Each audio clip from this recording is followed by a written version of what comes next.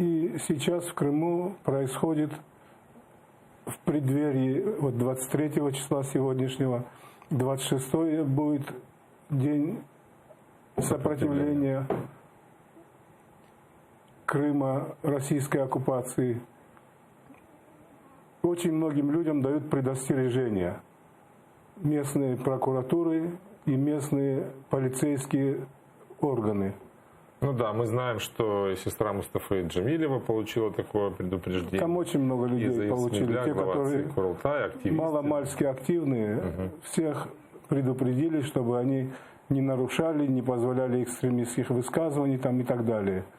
Потом на этом фоне они говорят: приезжайте к нам, всяким иностранцам, всяким руководителям разных стран, приезжайте к нам, посмотрите, как мы живем. Если там найдется человек, который расскажет, то они очень много могут на самом деле увидеть.